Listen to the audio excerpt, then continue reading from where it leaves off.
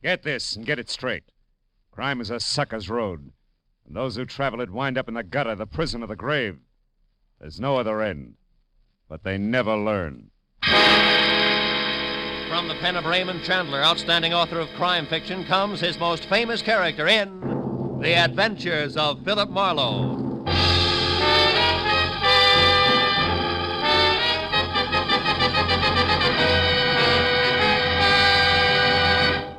Now, with Gerald Moore, starred as Philip Marlowe, we bring you tonight's exciting story, The White Carnation.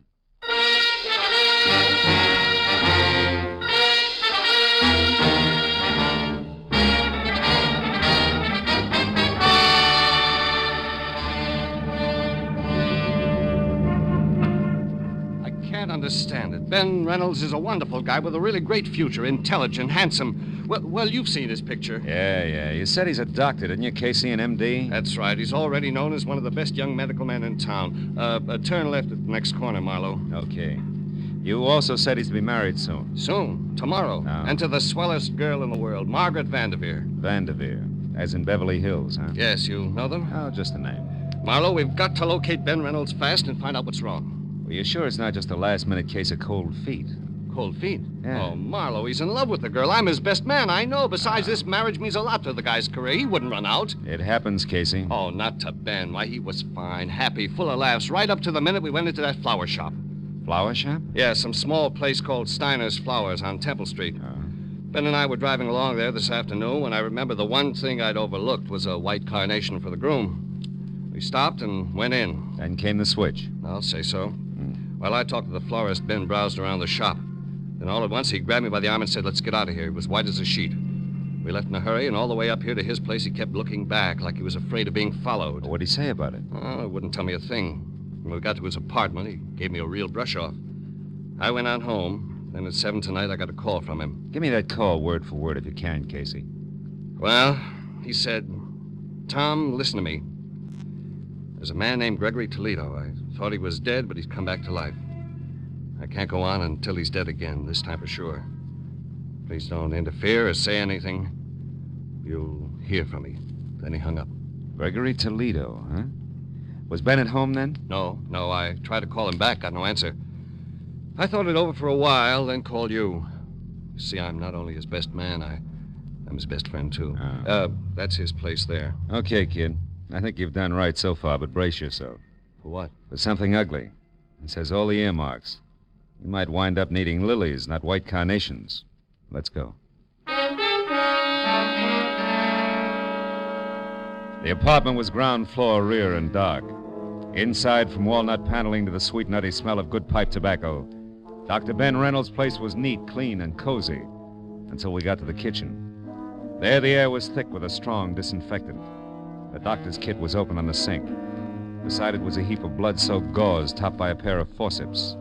And still clamped in the chromium jaws was what looked like a .38 slug. He must have performed this just before he left. Yeah, possibly on himself. This bottle of 100-proof bourbon here is the anesthetic he used. Hey, Marlowe. The cigarette case here. I've never seen that here before. Marlowe, look. What? The name on this thing.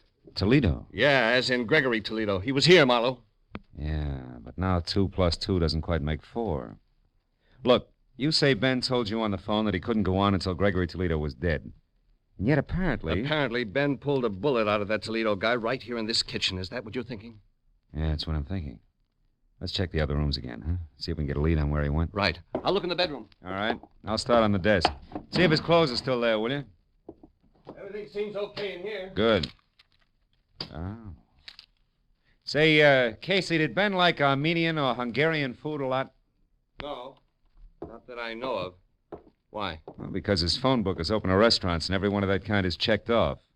Even the gypsy tea rooms. Well, that's funny. He never went to those places. What's it mean? Nothing, maybe. Let's see, got through them as far as Sarkessian's Gypsy Cellar, 3rd Street. Ring any bell? Not a one. What are we going to do, Marlowe? You're going to go home and get some rest. But we've got to find him. That's what you hired me for, isn't it? I'll call you when I've got something. Where are you going now? Steiner's Flower Shop. See what else he stocks beside white carnations. I'll call you, Casey. I unsnapped the front door lock, went out to my car, and drove down Temple Street almost to Alvarado. I still had a block to go when I saw the red spotlights on a pair of prowl cars parked up ahead. It was too close to be coincidence. The little store marked Steiner's Flowers was crawling with law. I pushed through the whispering circle of morbidly curious, keeping a respectful distance outside, and went up to the door. There, Detective Lieutenant Matthews spotted me and motioned me in. Hey, Marlowe. What brings you here? Business. Stop for a bachelor button. Uh-huh. Well, you're a bit late. The joint's closed. Proprietor's been murdered or so, I think. You think? Can't you tell? All right, let's put it this way. He's dead under suspicious circumstances. Ah, that's one way of putting it. You know there's not a mark on him? Nothing. Here, take a look. The back room. All right. There you are. That's him. One Harlan Steiner. There was a gun beside him on the floor, been fired once, very recently. What caliber, Matthews? Oh, 38. And no bullet holes in here, so he might have scored. Hey, why? Just curious. Uh-huh. Hey, wait a minute. What's this? Motive, maybe. List of currency denominations and amounts sent over from his bank and dated today. Adds up to $40,000. Hey. That guy had $40,000 cash delivered here? That's right. I didn't realize a small flower business could be that good even on a big day. Oh, at your age, it can't. And there's no sign of that cash around now. Well, maybe he was robbed, huh? Mm-hmm. By a handsome, well-dressed guy was seen running out of here earlier tonight, Phil. Steiner probably died of heart failure from the excitement, so that's that. But why did he have so much dough brought in here in the first place? And how did this get here in the back room? What? This. Oh, cigarette with lipstick. Yeah. Well, Matthews, even florists are human, you know. So are cops. I've heard. Yeah. Now give me a straight answer, Phil, huh? Of all the places in town, how come you show up here, this dumpy, out-of-the-way flower shop? I was driving by on my way home, saw your car, so I stopped. Easy as that. Could have done that well all by myself. Mooney. Yeah? You can have it now. Tell him at the morgue I want a fast job. We've seen all we can here. All except that at the front door, Matthews. Get a load of it. Maybe she's your lipstick. Oh. Steiner, you know? Are you a friend of Steiner's, miss? Not exactly, sir. Sometimes buy flowers from him. I see. Were you in here earlier today? No, I haven't been here for several days. What's wrong? Mm-hmm. You'll find out soon enough, miss. Better move along now. Go on. Yeah, okay. No, she's too dark. Your lipstick's awful blonde. Yes, I know. Well, I guess I'll shove off, too. Take it easy, Lieutenant. Sure, boy. Hey, Phil. What? Look, if you should happen to stumble over 40 grand on your way home, get in touch, will you? Don't I always? Good night, Matthews. I drove down Alvarado to 3rd Street and turned right. In a few minutes, I was parked in front of a gaudy doorway at the foot of a half a dozen steps dimly lit by a rusty hanging lantern under a sign. Said Sarkessian's Gypsy Cellar. Armenian dishes are specialty, Alex Sarkessian, proprietor. Inside, the place was a stone floor, imitation oak booths, all empty. The 5 feet high that hustled toward me out of a dark corner was Sarkessian himself. The welcome smile dribbled off his face like spilled beer when I said all I wanted was some information. Why you come here for it, huh? What kind of information do you want? On some people, Mr. Sarkessian. Do you know a man named Gregory Toledo? No. Well, how about Reynolds, Ben Reynolds? No. Okay. Try, never mind, that girl on the billboard there. Who's she? Madame Vadena, just like it says, she's on the billboard. What's her real name? Ruby Vadena. She works here. Works. If somebody wants to call looking at tea leaves in a cup, work. But the customer expects it. The customer is always right. So Ruby Vadena works here, but not tonight. All right, where can I find her? Why? Because I saw her a few minutes ago in a certain flower shop. Oh, that's a very good reason. Now, look, mister, I run a restaurant, not a Lonely Hearts. You look, Sarkessian, your little gypsy's in a murder right up to her big brass earrings. I gotta talk to her right now. A murder? I knew it's that fake.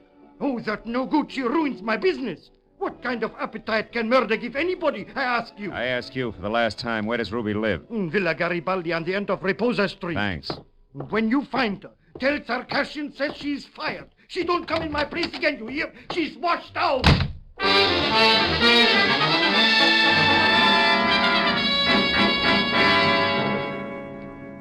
Reposa Street turned out to be a narrow, block-long tunnel under dark, matted cypress trees, at the end of which Villa Garibaldi squatted like an ancient yellow toad, 2 stories high. I'd gone far enough in my headlights to pick up the clutter on the stairs when Ruby herself stepped out from the trees and headed for the front door. She had enough head start that she was upstairs and at the door before I caught her. Leave me alone. I haven't done anything, copper. Leave me be. I'm no cop, Ruby. Oh, no. Lisa and I saw you at the flower shop. You're not kidding anybody. Is this your door here? Maybe, but you can't get in there without a warrant, copper. So keep it out here and keep it short. What do you want? Who is Gregory Toledo? I don't know. All right, let's try an easier one. What was that florist Harlan Steiner to you? If you're not a cop, what do you care? I'm a private detective, honey, and I care plenty. You know what happened to him, don't you? I think he's dead, if that's what you mean. Hmm. He was just a friend, that's all. Oh, no. You're not the type for just friends, Doc. Hey, wait a minute, sugar. Somebody's in your Oh, room. no. The money. Open the door. Hurry up, will you? I'm trying Well, to. come on. Get out of my way. Reynolds! Ben, stop! Stay back, you! For an instant, I'd seen Ben Reynolds, his face twisted in fear, a package wrapped in green oil paper clenched in one hand. Then he grabbed up the only lamp and smashed it at me. In the dark, I heard him run through the kitchen and out the back door. By the time I got outside, he was gone. I started for my car to follow him, but stopped again at the sudden sight of a gun barrel shoved out from the shadows between two trees and pointed straight at me. Don't move, fella. Not 1 inch or I'll kill you. You sound like you mean it. I do. You're not going any farther, fella. Don't try. And whoever you are, forget about the green package. You'll live longer. Yeah, I'll take your word for it. Just tell me one thing, baby. Are you and the doctor a team? That all depends. Now go on. Back the way you came. I've got an appointment with the doc, and I wouldn't want to keep him waiting. Start walking.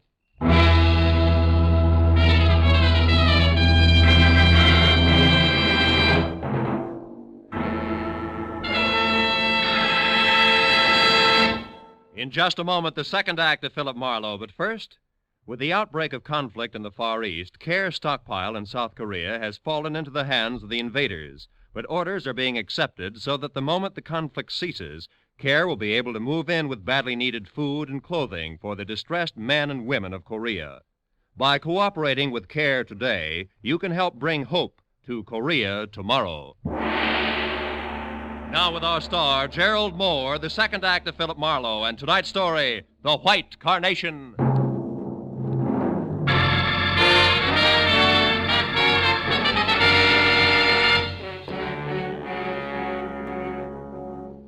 When the lady in the dark left for her appointment with the doctor, I knew that my next move should be a tight huddle with the good gray heads at homicide. But I also knew that first there was the matter of Ruby Vadena. I could tell by the way she was coming for me. The kind of enthusiasm you see only at feeding time at the zoo. Where is it? The money. Where did it go? How do I know? You're the fortune teller. Now, what'll it be? Cards, teacup, crystal ball? Or should we just try some plain old-fashioned conversation, Ruby, huh? How about what? Well, for one thing, $40,000 that won't sit still. For another, your connection with Steiner's murder. The law's just itching to hear about that one. Not the police. I don't want to tangle with them again. I mean... Oh, could be embarrassing talking over the good old days, Ruby, is that it? What do you want to know? You and Steiner and the 40,000. What's the story? Steiner and I were supposed to go away together, to be married. He loved me. You loved the 40 grand. Go on. The money came from the sale of his flower shop. He brought it over here tonight, said he'd be back. When he didn't show up, I went to find him. That's all I know. Not enough, Ruby. That shop wouldn't bring $40,000 like you could pass for a school mom. Where'd he get the money? I haven't the slightest idea. But I do have a suggestion. Oh?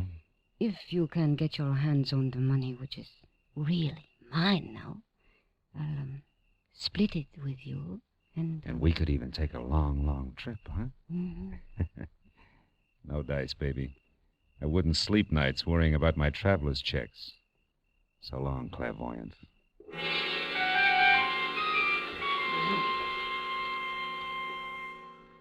When I left the piano-shawled beauty with the $sign heart, I stopped at a mobile gas station, and while they filled my tank, I made a call back to the flower shop.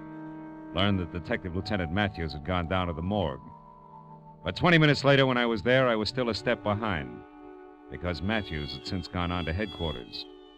However, I was also a step ahead. They had just learned why Steiner had died. Connor, the attendant, was pleased as punch to tell me all about it. Hey, see, Marlowe? Right here, the back of the neck. Got slap with a hypodermic needle. Holes no bigger than a mosquito bite. Real hard to find. Mm-hmm. And it was an injection that killed him, Connor, huh? Some kind of poison? We'll have it tagged in a couple of hours. Want me to let you know what it is? No, never mind. I'll be in touch with Lieutenant Matthews anyway.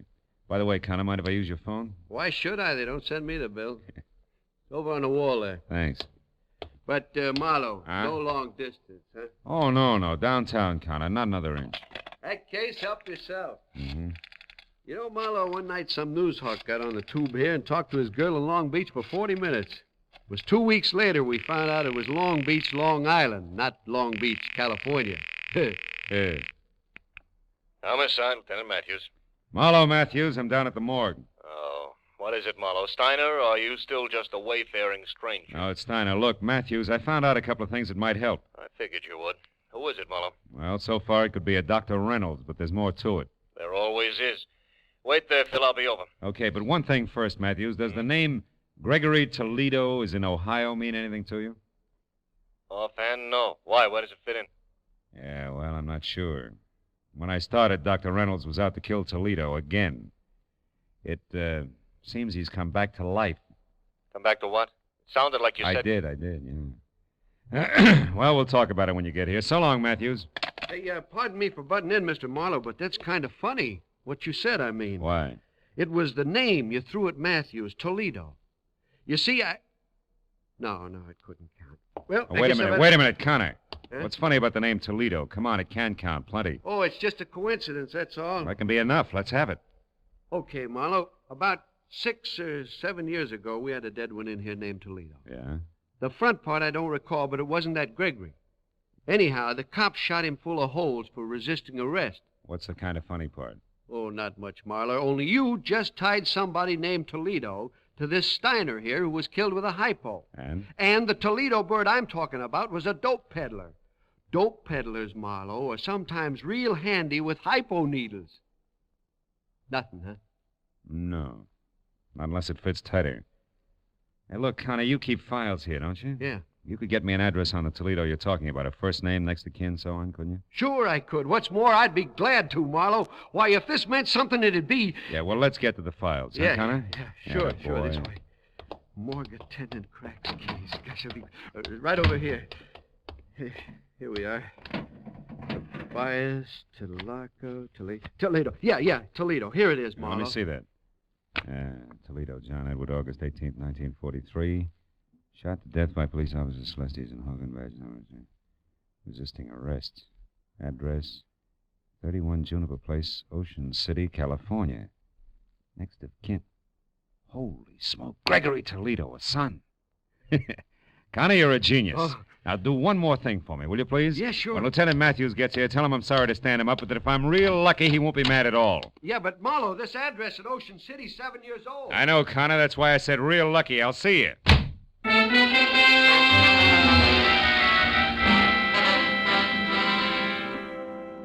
The gentleman who answered the door at 31 Juniper Place was about 60. Wore a spotted torn bathrobe that read like a menu and needed a shave, a haircut, and peeping through his torn slippers, I saw a Blue Jay corn plaster. However, his spirit was bright.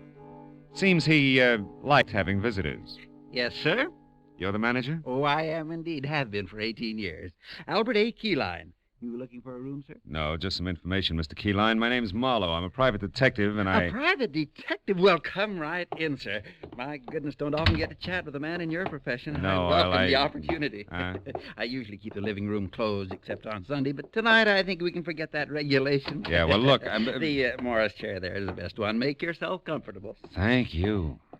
Mr. Keyline, did you know John Toledo? Toledo? I most certainly did. He stayed here for 5 years. I'm unhappy to inform you. He was killed on my front lawn there in 1943. It was good riddance to... Oh, I see why you're here, Mr. Marlowe, but frankly, I expected the police, not a private detective. Well, why should you expect the police? Because not 2 hours ago, Emma Mallory, my neighbor, saw Greta Toledo over at the amusement pier. Greta Toledo. You mean Gregory Toledo, don't you? I don't think so. I would have said Gregory if I meant Gregory. Oh, I don't doubt that for a minute. Besides, that boy'd know better than to come back to Ocean City. It's done him enough harm. I said Greta Toledo, John Toledo's daughter, Gregory's twin. Twin? Wait a minute, Mr. Keyline, this is important. Greta and Gregory Toledo are twins and the children of John Toledo? That's right, sir. All three lived here for 5 years, like I said, and a more different brother and sister you never heard of. Well, different like what? Like heaven above Careful. and that other place below, that's what. The boy was fine. The girl a terror. At 13, she was tormenting Alicass, and at 18, when she left here, she was a brazen hussy. Both went their separate ways from here a week after John was buried. You haven't seen him since? No, except one night about a month later when the boy, Gregory, came here to visit me and asked for all the pictures I had of him and his father and sister. I used to be an amateur photographer, you know. I got a medal one time at a... Pictures, Mr. Keyline, why did he want them? Sentiment, I guess. He was kind of soft-hearted. I gave him the whole batch except one of Greta, and I only saved it because the lighting was so good. I've got it right here. I took it a couple of weeks before they got John. Look, see how the sunlight behind her head gives a soft feeling to the whole picture? Yeah, it's practically a halo. Yes, sir. Very professional. I'll just take that now, Mr. Marlowe. I might try and improve it someday. Yeah, the best of luck. Keyline, don't move your finger. My finger? Well, why not? Mr. Marlowe, are you sure you feel all right? Frankly, no. But I hope to get better as I go along.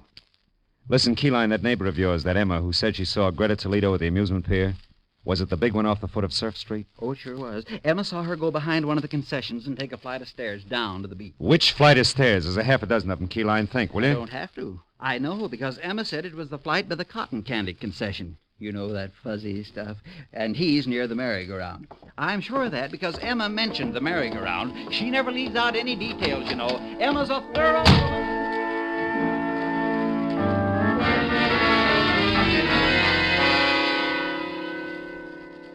The steps that led down from the cotton candy concession took me to a fairyland graveyard under the amusement pier.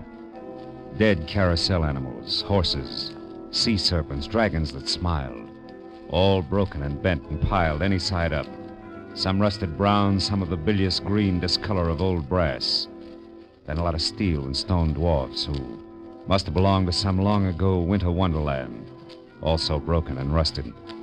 But beyond that, the people were real, both of them. One was Greta Toledo. She was the same lady in the dark who had stopped me outside of the gypsy's place.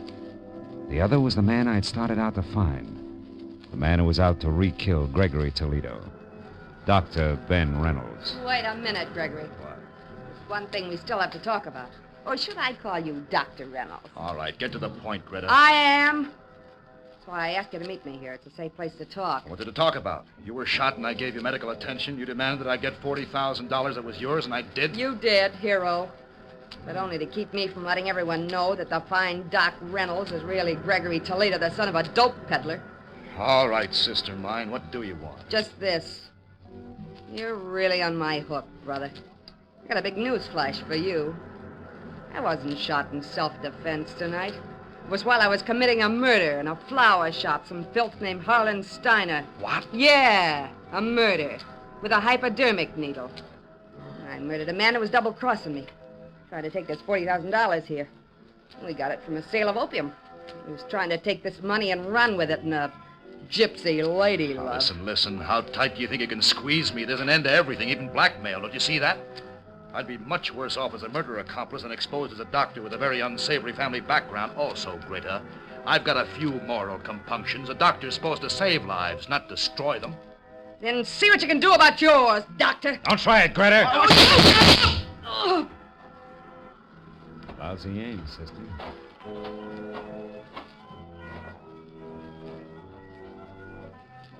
She's dead. Yeah. And so is Gregory Toledo, finally. We better get to the police, Dr. Reynolds.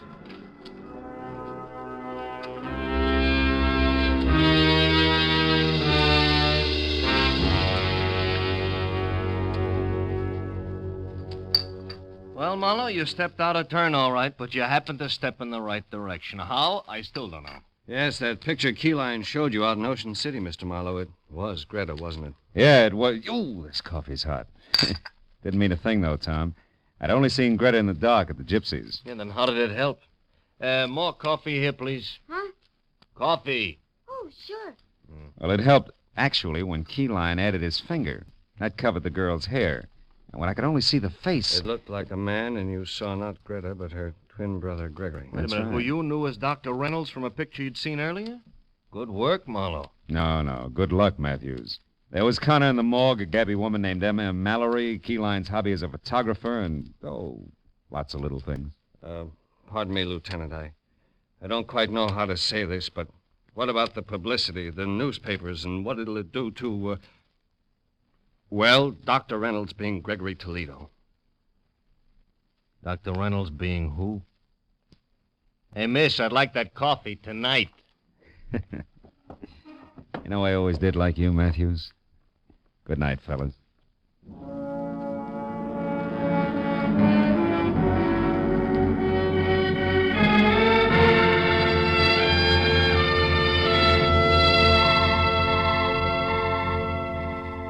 When I got outside, it was pushing 4 o'clock in the morning. And I was tired of a long night that had been crowded with a lot of death and a lot of people. But I was also looking forward to a lot of life. Good life. For Dr. Ben Reynolds and his bride. So, thinking about them, I drove slowly through the quiet city streets until the black melting into gray in the corners of the sky said it was almost tomorrow. And then I went home, found a telegram. It was from the groom. Tom Casey and the bride-to-be joined me in saying that there's no doubt as to who the best man really is. Please do us the honor tomorrow at 5 o'clock sharp. Oh, that's nice. Now, all I need is one White Carnation and, I wonder where that gypsy girl is.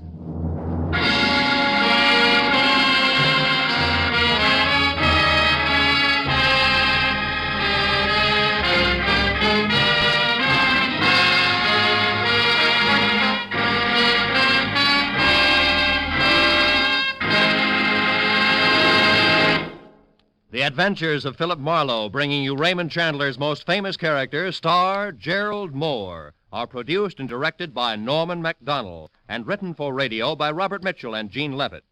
Featured in the cast were Paul Dubov, Virginia Gregg, Fritz Feld, Georgia Ellis, Tom Tully, Parley Bear, and John Daner. Detective Lieutenant Matthews is played by Larry Dobkin. The special music is composed and conducted by Richard Arant. Be sure and be with us again next week when Philip Marlowe says... This time a Skid Row suicide changed into murder. A cobbler with an accent was afraid to call the police. And a hard-boiled Hollywood agent broke into tears. All because one woman kept her whole life between the covers of a big leather book.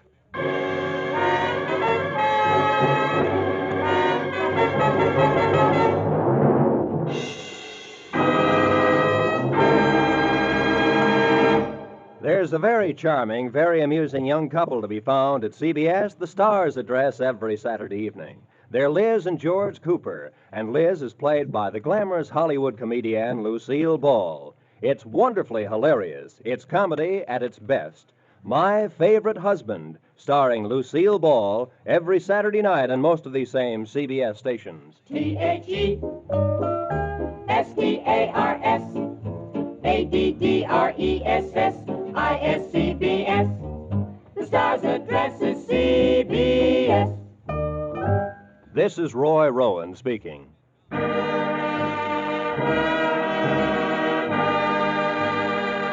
This is CBS, where you dance to the music of Vaughn Monroe, Saturday nights, the Columbia Broadcasting System.